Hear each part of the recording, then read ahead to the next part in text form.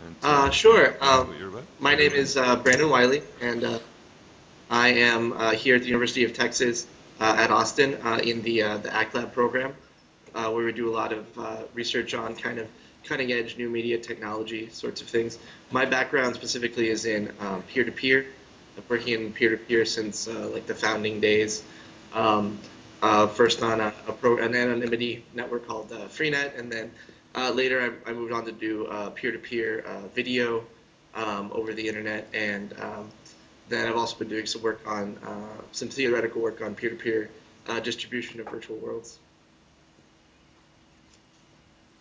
And So, what is it that that you'd like to talk about? I mean, I know that you're involved in peer-to-peer and how that could actually affect virtual environments, correct? right. So my area is peer-to-peer in general, and so I've been doing a little research in virtual environments. So um, my kind of my thoughts today are about the economics of distributed virtual worlds. And so uh, peer-to-peer has been used to distribute a lot of different technologies. Content distribution is one. Another one is messaging. And when you look at virtual worlds, like a large component of virtual worlds are those two things. You have the content distribution of all of the content, specifically user-generated content, to Sorry, all Brandon, of. just one thing. Can I get you to speak a little bit louder? It's a little Sure, bit harder sure. to hear. Can you guys hear? You okay? Okay. Maybe it's just me. Okay. Okay. A little bit So slower, they're peer. asking. Oh, slower, sure. Yeah. So peer-to-peer has been used to distribute a lot of different sorts of things, mainly content distribution and messaging between individuals. And these two things are a large part of virtual worlds. Virtual worlds consist primarily of distributing content to users and then having those users message with each other regarding activities, actions, interactions with the content and with each other.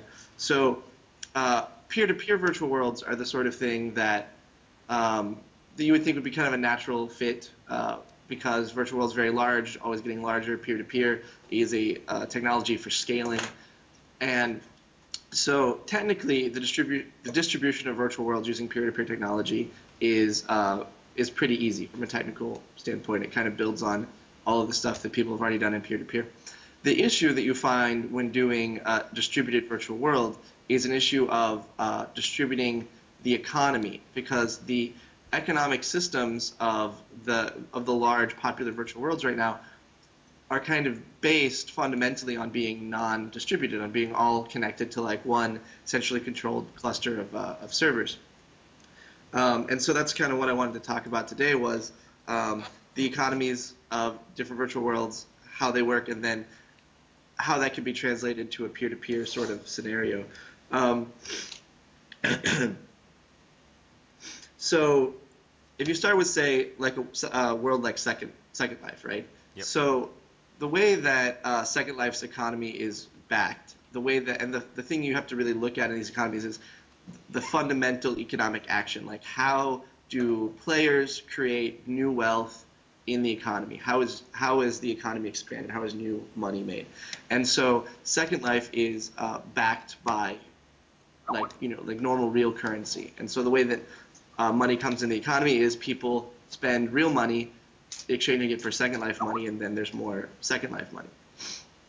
And this actually is probably a more stable economy than a lot of the other kinds of economies that are out there in games like World of Warcraft and such. But the problem with decentralizing this sort of thing, and I know Second Life specifically has talked about, they made some kind of murmurings about doing kind of a distributed sort of thing in the future, working with various partners. The problem with this is that it doesn't decentralize well because you can look at it this way, like Second Life is like AOL before the World Wide Web kind of came to power, where all of your transactions are really filtered through this one authority who has the ability to then kind of contextualize and skim off those transactions. So AOL made a lot of money on e-commerce on AOL, but when you move to the World Wide Web, which is totally decentralized, it's hard for anyone to really get in on those transactions. Like, there's lots and lots of commerce going over the web, and nobody is really profiting directly off of it other than, say, like PayPal. right? And so, in a decentralized world, Second Life could hope to be, say, like the PayPal of virtual worlds, but then they have to compete with PayPal and other people in that arena. And so they lose kind of, when they lose the center of control, they lose kind of the control over the economy as well. Then there's other things too, other types of economies, like World of Warcraft, for instance, is very large, has a very large economy, totally different system. The system of World of Warcraft is based on user participation and attention, and work is the way that new wealth is created in the game. You as a user have to go and click on things, to attack them or whatever, and pick them up and all these sorts of things. But basically, you're connected to the server and you're clicking and you're clicking and you're clicking, and the more people that are connected to the server and the more people are clicking, the more wealth is created. And the problem with decentralizing this sort of thing is that how much each click is worth is based on a lot of very state-dependent information. Where are you in the world? What are you fighting against? You have all of these statistics that have to be kept in order to give value to your actions. And so this is all kept on the server. And there's no real way to distribute that out to, say, each client running their own little version of the game because of the cheating problems, which is that anyone would then be able to modify their version of the game and then have infinite wealth, which is what happens in single-user games. Like if you play like The Sims, or anything like that, then everyone cheats and everyone has infinite wealth. But it's okay because it's all these localized economies. So the thing that I think distributes well is there's some lesser-known games that are coming out that are kind of the newer generation, not as big as Second Life or World of Warcraft. But for instance, Puzzle Pirates is a very innovative game in which rather than kind of the fundamental action that you perform in the game is clicking just on fight, whenever you want to perform an action such as fighting with someone or crafting an item or anything that might affect the world, it presents you with a puzzle, and you solve the puzzle, and then once you solve the puzzle, that kind of advances you to the next level. And the more the better that you get at solving puzzles, and the more quickly that you can solve them, and the more efficiently you can solve them, then that's your optimizing your income in that way. And so this is the sort of thing that I think that we should think about in distributed virtual worlds, because this sort of action where in order to obtain currency you have to do something that requires attention and thought is the sort of thing that does distribute very well, because it's not as automatable as, for instance, the World of Warcraft sort of scenario. You can't. It's harder to just have a program running on your computer that does everything for you.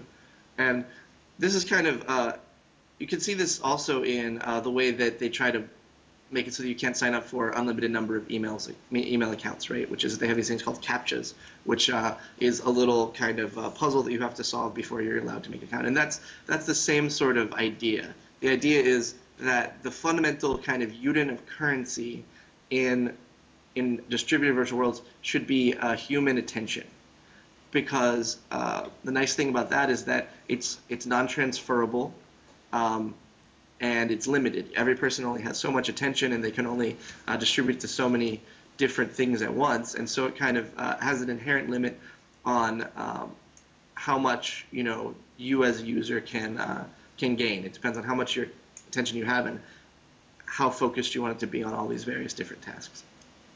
And let's see.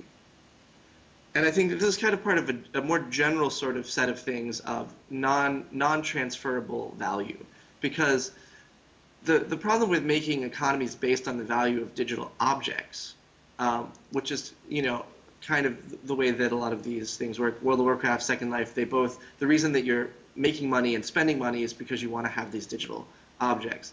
And the problem with basing an economy on digital objects is that in a decentralized world where no one is watching every transaction and making sure that it's a legitimate transaction, where you can go off on this server and do some things and then come back to this server, and then it doesn't really know what you did over on the other server, and there's no way for it to really check. In a scenario like that, things are pretty much infinitely copyable. Like there's I think kind of theoretically no real way to get around people making copies of objects and basically devaluing them to nothing because they're easily obtainable. And this is the same problem that they're having with other digital media, such as in the music industry or in the film industry or with TV shows, which is that digital objects are infinitely copyable, and therefore their value per copy goes to zero. Yeah. And the solution to that is to look at this other type of value, which is non-transferable value that cannot be transferred through a digital copy. And sorry, I wanted to ask you, in relation to that, is there how would you relate that per se to education? Could you find a way of incorporating education into that? I mean, as the concept of puzzles and human interaction as value?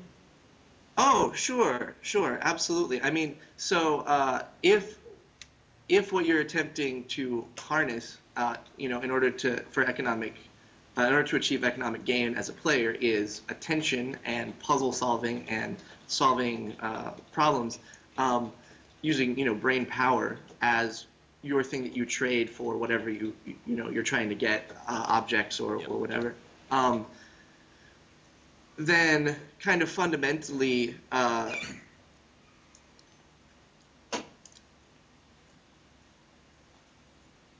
so I guess so you see this a lot in educational video games. Like when I was a kid, we played like Number Munchers, where it was kind of like Pac-Man, except you had to solve like little math problems and that sort of thing. And so it's like they're educational video games, and you could kind of base those concepts that they've already put in video game form as kind of the cornerstone for the actions that you perform in order to achieve money in a game. I think that's kind of where it's going. Like, for instance, like the old CAPTCHAs that you used to see on sites when you had to sign up for an account would be simple image recognition, text parsing sorts of things, because AI is very bad at that. So it'd be like a cloudy background and letters and crazy fonts all twisted, and then you would have to just read what it said. Right. And but now they're moving towards actually doing math problems is the new kind of trendy thing to do in CAPTCHAs. They give you a simple arithmetic problem, and you have to solve that before you're able to make an account. And something that I never really thought about here was that those sorts of things also kind of have an age limiting factor to people that can sign up, because very young children can't do algebraic problems. And so that's something that you could do generally, is have these kind of cognitive filters / work units. Right, so just to finish up kind of my basic structure here was, so there's different things that are these non-transferable things, and this is what we need to base a decentralized economy on. One of them, which is the one that I want to talk about that I like the best, is attention and like human cognition. But there are other ones, and I would recommend to everyone, there's a kind of a blog article that came out a couple weeks ago called Better Than Free, where he doesn't really talk about the same stuff I'm talking about, but he talks about different things that make an object, a digital object, superior to free, something that you would actually pay for, even though you could get it just download over the internet or whatever. And there's a few things in there like immediacy. People will pay for getting something sooner rather than later. Cataloging, if you put it in a catalog so that it's easier to find, that sort of thing. And I think that that's very related and that people should check that out. But it doesn't necessarily go so much to the side of virtual worlds. So I just wanted to focus on attention mainly. So that's mainly the stuff that I had to say. Anybody have any other questions or things to discuss? I'll try and translate the questions if they can't hear. Does anybody have any questions? Something that they'd like to ask? What I'd like to know is how much more efficient, let's say, could a P2P distribution method make a virtual game? The person we had speaking before was somebody who was working on a Flash integration, so let's say a clientless virtual environment. How could you potentially marry the P2P to that? Let's just say that you didn't have anything specifically about value that you were trying to get. There was no buying or selling. You just weren't in making a game that attracted, let's say, for a business. They just want a lot of eyeballs if they can get them. Could you use? How would you use P2P to distribute that? Let's say a clientless solution. Well, I'm interested. If it's clientless, it's okay. It's clientless, meaning it's all in Flash and the Flash is on. Yes, that's the what I mean. terminal. Yes, exactly. Oh, sure. Well, so that's interesting. So actually, a lot of the work that I've done has been with peer-to-peer Flash in the past. Specifically, what I was working on is Flash video Right. with a peer-to-peer component. And so, I mean, similarly, you could do something with like a virtual world client in Flash that uses peer-to-peer. And the trick about peer-to-peer is you do have to have a client component because that's what allows it to be peer-to-peer. And so what we did with the peer-to-peer accelerated Flash video was you had your Flash player, it loaded a Flash video from the server. If you didn't have the client, then it just worked as normal. But if you did have the client, it would detect that, and then it would use the locally installed peer-to-peer client to do all of the data transfer rather than going directly to the website, which would save the bandwidth, of the people that were providing the videos. It would save them in a lot of cases that we did in real world cases. It would save them above 70% of their bandwidth. Wow, Would just be great. done peer to peer, and they wouldn't have to pay for it.